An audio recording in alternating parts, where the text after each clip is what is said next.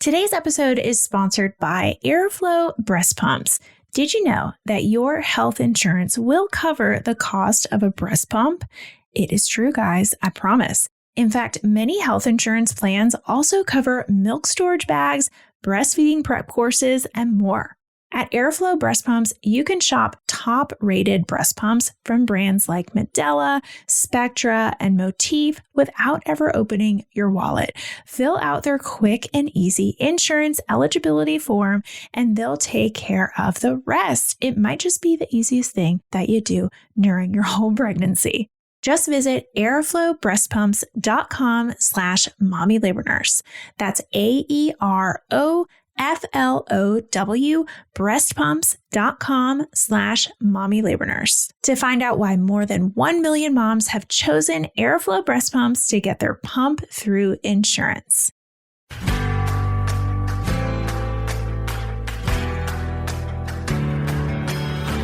You're listening to the Mommy Labor Nurse podcast, where you'll gain the tools, knowledge, and confidence you need to erase the unknowns, feel in control, and have an even better birth, no matter how you deliver. My name is Liesl Teen, mom of two, practicing labor and delivery nurse, and your host. From over 8 years and counting of working at the bedside, I know that knowledge is the key to an even better birth. So tune in each week to learn about all things pregnancy, birth, and postpartum from me, a labor and delivery nurse that's seen it all. And now let's get into this week's episode. This week on the Mommy Labor Nurse podcast, I am focusing exclusively on the first trimester of pregnancy. It's an Ask Me Anything style episode, which I love doing for you guys. Just, getting questions from my community. And you guys seem to love these too. So let's just do more of them, right? So all of the questions on today's show were submitted via Instagram stories. I just selected a bunch that I wanted to answer with a little bit more detail than I can on Instagram. And this episode was born. So if you are in the first trimester, you want to learn more, know that way back in episode 35, way back in episode 35, I did another first trimester FAQ episode that you can check out after this one. Are you ready to learn how to tackle nausea, fatigue, anxiety?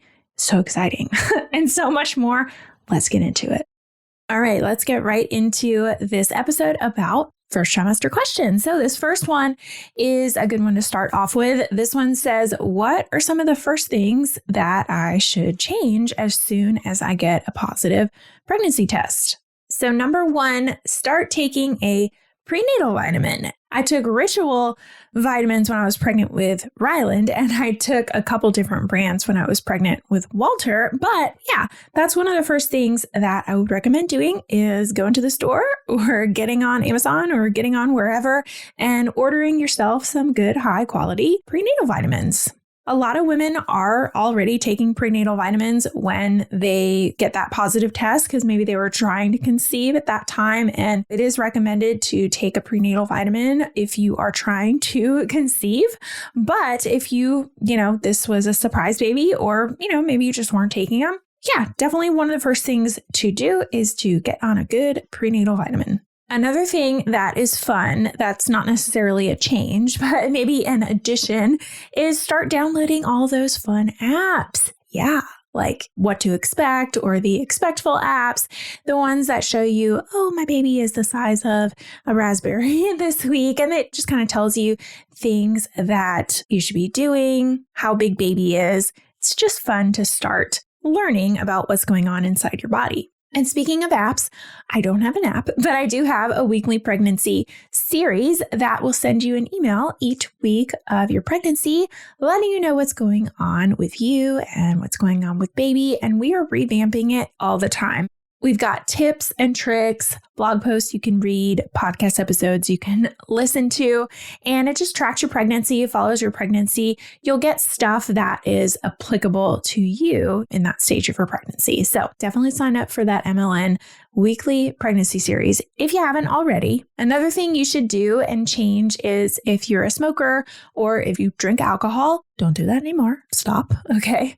If you need help stopping smoking, that is okay. Reach out to your healthcare provider. It can definitely be tricky to completely, do cold turkey quitting smoking. So if you need help with that, your healthcare provider is definitely there for you for that. Another thing to do is to do a little math in your head and say, hey, when was my last period? If you're trying to conceive, you probably know, but maybe, if this was a surprise baby, kind of get in your head, make sure you know when your last missed period was, because that is going to be something that your OBGYN or your midwife is going to want to know at that first prenatal appointment. And that is my next one is call your provider and make that first prenatal appointment. And then the last thing is tell your partner if you have a partner. I guess some people get pregnant without partners, but if there's someone else involved in the process, tell them, say, hey, something's going on in here. Next question is, once you get a positive test, how soon should you see a provider for the first checkup? So this one's tricky because it kind of depends on your health history. I know some moms especially moms who are having trouble conceiving, sometimes they will see you like right away just to draw some blood and check on your HCG levels. But if you just found out you were pregnant and you give your provider a call, they will probably say, okay, congratulations. We are going to schedule you for a confirmation ultrasound around 6 to 8 weeks of pregnancy. And that is usually a fairly quick appointment. They just pretty much do an ultrasound, and it's usually internal ultrasound, vaginal probe. And they do that just to confirm that you are pregnant. And then you probably won't go to another appointment until about 10 to 12 weeks pregnant. And that is when they will do another ultrasound. Usually that one is an abdominal ultrasound, but they will get a lot of health history from you and start drawing blood, and just that's a little bit of a longer appointment. But some providers actually don't even do the confirmation ultrasound at like 6 to 8 weeks. Some providers just say, okay, call me obviously if you're having any symptoms, but we'll see you between 10 and 12 weeks. But I would advise you to go by the recommendations of your provider. Number 3 question is, I think I have 9. I'm not sure. I have a good bit of first trimester questions, but number 3 is, I'm dealing with anxiety of waiting for that first appointment. Help. Yeah, very good question. This is something that I think almost all of us deal with, that time frame between peeing on the stick and finding out you're pregnant and that first appointment, because you're kind of like, I'm pretty sure I'm pregnant because I peed on the stick and I'm not getting my period anymore. And I feel kind of crappy and I feel like I'm pregnant, but I don't have any movement in there. I don't really know what's going on. So it can give you a lot of anxiety, especially if you're someone who's had losses in the past. You really want that confirmation that like, hey, there is a baby in here and they have a heartbeat. So one of the things that I think it was in episode 2, Psyched Mommy, Dr. Asharina Reem came onto the podcast and we talked a little bit about this. And one of the things that she said to me that always stuck with me was she would tell herself, I am pregnant until somebody tells me that I'm not pregnant. And today I woke up and I'm still pregnant. And for that, I am grateful. And I really liked her take on it because it helps you to get rid of all of those, what is this going on? You know that what you just said is true, right? You woke up and you're still pregnant. Nobody's told you that you're not pregnant. Another thing that you can do to help with some of that anxiety is obviously do some relaxation techniques. I know the Expectable app has a very good selection of all different pregnancy and postpartum meditations, but especially first trimester meditations, specifically for these moms who are extra anxious in that first trimester. So those relaxation guided meditations are really, really good to do to stay grounded and just stay present. And then staying busy is always a really good thing to do. Finding activities that you enjoy to kind of just take your mind off of this anxiety, exercise, reading books, listening to music, whatever your hobbies are. And then finding support is also a good thing to do. And I will say that with a grain of salt. So you want to find the right support, right? So if you've got a therapist, right, make sure that you are up and getting some sessions with your therapist, maybe get a few extra ones in that first trimester. Make sure you're staying connected with your friends who fill you up and your family members who fill you up. And joining Facebook groups can sometimes be beneficial by, you're finding other moms who are in the same stage of pregnancy as you. Maybe it's a Facebook group, maybe it's the Peanut app, maybe it's just on Instagram. You're connecting with people on the internet, maybe it's TikTok, whatever. But just know that sometimes the internet, and just communities like this can do more harm than good, especially if you're extra, extra anxious in that first trimester. So I would caution, it's totally okay. Community is great, great, great. But if you're starting to get the sense that, okay, wait a second, the internet is making me more anxious, then maybe just turn it off for a little while and just surround yourself with friends and family who fill you up. Next question is, how often do you go to appointments? Oh, good one.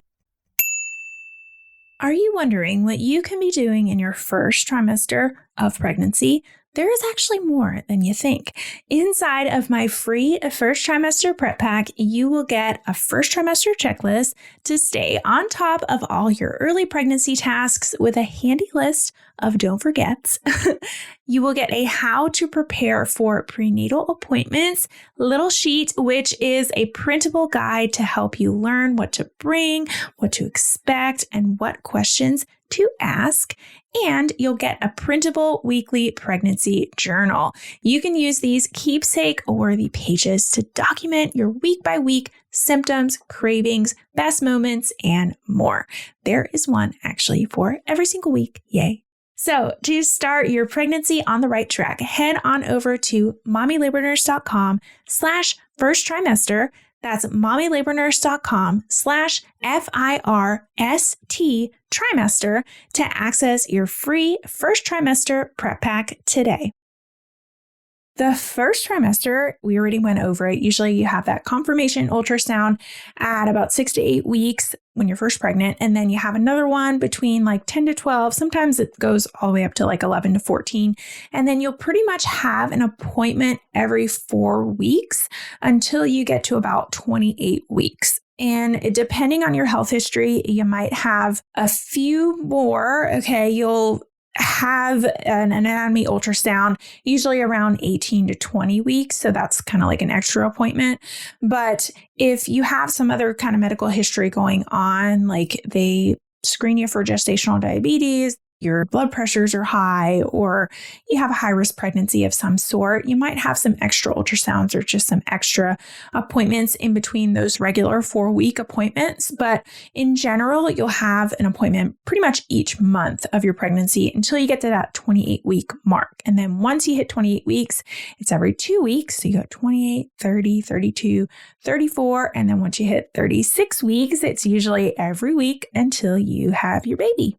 Next question is it normal to have little to no symptoms? Yeah, so completely normal to have little to no symptoms. Woohoo, you. Like if you don't, that's something to cheer about because the first trimester can definitely be a doozy for a lot of people. So if you are one of those that you are a lucky duck and you don't have a whole lot going on, that's awesome and very normal. Some women do experience the morning sickness, the super crazy fatigue, your boobs are always sore, and some people just really don't. And really, everybody's different. Every pregnancy is different. Some people have very, very different pregnancies, and sometimes the same person will have 2 very, very different pregnancies. Like the first time she was pregnant, she had all of these crazy first trimester symptoms, and the second time, nothing. And that's completely normal too. Now, I will say some studies have shown that women who experience fewer symptoms in the first trimester may have a little bit of a higher risk for miscarrying. But I'm not saying that to scare you because that doesn't mean that if you don't have many symptoms, you're going to have a miscarriage. Okay, so just keep that in mind. And that being said, if you're concerned about your lack of symptoms, like, okay, I felt pregnant, like I was pregnant, yesterday and today I'm just not feeling pregnant. Or if you just have any other concerns, we are here. It is okay to call your provider and say something is not right. It's okay to use your mom intuition, even though you haven't had your baby yet, you're a mom, you're pregnant. And it is okay to use that intuition within you and say, hey, something is not right. I just want to make sure that everything's okay. That's why we're here. We want to make sure that you feel supported and taken care of. And don't hesitate to reach out to us if you are concerned about anything. I will say too, it is important to note that your symptoms can really vary from day to day. So this happens all the time where you feel pregnant one day and the next day you're like, I just really don't feel very pregnant. And then the next day you're like, I definitely feel pregnant. Yes, definitely still pregnant. And then the next day you're like, I'm not sure what's going on. It can be very kind of up and down because your body's starting to get all of these hormones rip-roaring, going all around in your body.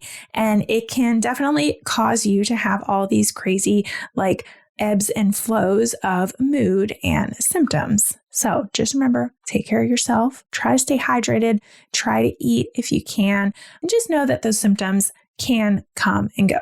This next question is, when do I call about spotting in the first trimester? So if you have any spotting, I have to say this, right? If you have any spotting at all, regardless of how pregnant you are, if you're in the first trimester, the second trimester, the third trimester, always do recommend that you reach out to your provider, at least give them a call, give them a heads up, and explain to them what's going on and describe your spotting. Is it accompanied by cramping? How long has it been going on? How much of it? And they can kind of assess you over the phone, a lot of the time, but I do recommend that you at least call, okay? Because spotting can be nothing. It is very, very common to spot in that first trimester when you're having all of these changes to your body. And sometimes you can have just cervical spotting. It's not your placenta or anything. It's just from your cervix a little bit, but sometimes it can be a sign of something more serious. So it's always a good idea to call just so we know and we can mark it down. Liesl called at this time at this day and she was complaining of this, and maybe then you call back later and you're complaining of blah, blah, blah. It's gotten better or worse. Just so we have kind of a track history. Always a good idea. Just at least call. Now, it is important, obviously, if it is accompanied by cramping or any pain really at all, that you call and you really let them know what's going on, because that can definitely signal that you might be kind of at the beginning of a miscarriage. It also might not be anything, because it is common to have cramping in the first trimester as well. I know it's very confusing. It's very, very confusing. This is why we have all these questions, because it's just when you're pregnant, there's some stuff is normal, some stuff can not be normal, and blah, blah, blah, blah, blah. But yes, if you're having any pain, definitely give your provider a call. If you're having heavy bleeding, right? Okay, so you're soaking through a pad, it's more than spotting, that's definitely abnormal. We want to give our provider a call about that. Or if you are just, you had that first spotting, right? And you called and you did your due diligence, and then you're still having that spotting a few days later, you want to be sure to make sure and check up on that and give your provider a call about that. Especially if it is still red or pink blood, if you're having spotting and it's initially red and then you're seeing that it's, turning brown and it's looking like it's going to go away, but it's still been a day or two, that's usually okay. But if you're still consistently spotting for a day or two, it's definitely something to give your provider a call about. And remember, always a good idea, better safe than sorry, to call if you have any concerns at all. This next question is, what is the science behind morning sickness? Ooh, I have this on my post tracker that I want to do a post on this because it is kind of interesting. So nausea and vomiting of pregnancy is what we refer to it as, a morning sickness, aka it's a common symptom, if not the most common symptom that moms experience during pregnancy. And it's really not exactly fully understood why it happens. One big theory, which is more than likely what's going on, is that it is a result of the increased level of these hormones that are starting to circulate in your body when you first get pregnant, like HCG and estrogen. And these hormones can really affect that GI tract and shake it up a little bit and cause some pretty severe nausea and sometimes some pretty severe vomiting as well. All right, the sound of that heartbeat means it's time for this week's segment of Birth It Up, babies. This one says, thank you so much for your course on natural birth. I had my second natural birth, and this one was so much easier, and I was so much more confident. I had so many more tools in my toolbox to help me have a successful birth. Yay! The midwife who delivered my baby was not someone I met prior, so I gave her my birth plan and she was immediately on the same page. Oh, that's so great. I am so glad that I printed it out and I had it ready. Otherwise, I would have never been able to explain my plan through all my contractions. I get that. Every mom should take your course to have a great experience. Thank you so much. Oh, so sweet. If you want to have an even better birth, just like this mama, head on over to mommylabornurse.com/courses to learn more about our 3 online on-demand birth classes. Another theory is that morning sickness can be a result of your body's protective mechanism to prevent you and your baby from ingesting potentially harmful substances. So this is kind of interesting because this kind of goes back to the craving conversation too. So a lot of women will crave things that have nutrients that their body needs more of during pregnancy, like iron, okay? It's kind of crazy. There's this thing called pica where you crave things that aren't food, okay? Like dirt, because it contains a lot of iron and your body wants this extra iron when you're pregnant. On the flip side, you can also have pretty severe aversions to things that can be harmful to you or baby. Like a lot of times moms have, like it's very common for moms to just not want anything to do with meat during pregnancy or coffee during pregnancy. Now, I'm not saying that if you eat meat or even if you drink coffee, that's super crazy harmful. But if you eat bad meat, right? Or if you drink too much coffee and you have too much caffeine, it can be harmful to your baby. So it's kind of this weird phenomenon, weird theory that might suggest that it might have something to do with that. So certain odors, certain flavors might really trigger that nausea and vomiting, even as a way to protect you and baby. And then some research does suggest that morning sickness might be related to genetic factors. So if you just have a family history of nausea and vomiting during pregnancy, like your mom had really, really bad morning sickness or HG hyperemesis, then you might be more likely to experience severe morning sickness as well. This next question is, what are some of the things that you should eat if you can't keep anything down in the first trimester? Yeah, good question. We were just talking about morning sickness. So, okay, this one is tough because it's common that we have moms come in. They're like, I've been trying to even drink water and I can't keep anything down. I can't keep anything down. So obviously water, okay? We want to try and stay as hydrated as possible. Small sips. A lot of moms like very cold water, like very, very cold water can be easier to take sips of than like room temperature water. Trying a little bit of ginger. They have like ginger tea that you can sip, or even like hard candies that are ginger candies. Because ginger is one of those supplements that can kind of ease your stomach a little bit. So that can help you. That's not going to give you the nutrition that you need, but it might help to settle your stomach a little bit so you can get a little bit more nutrition. Small, frequent meals. Instead of sitting down and eating, a large meal, want to try and eat little meals throughout the day. A good tip that I've also posted on is trying to keep crackers by your bed and not even getting out of bed in the morning until you eat a cracker. Because sometimes it's that trigger of getting up in the morning, like getting out of bed, that can make you really nauseous. So getting something immediately in your stomach, literally like 2 saltines and just eating that can make a world of difference. Bland foods. Okay, I mentioned crackers, but think the brat diet, right? Bananas, rice, applesauce, toast. And I mentioned water and staying hydrated is important, obviously. But if you can't do water, little sips of Gatorade or Pedialyte is really good. Coconut water. Some people don't really like coconut water. I personally don't like coconut water. But something with a little bit of flavor can help a little bit more, than just plain water. They have Pedialyte popsicles. Heard that from a friend who had severe hyperemesis during her, well, all three of hers, but diagnosed hyperemesis with her third one.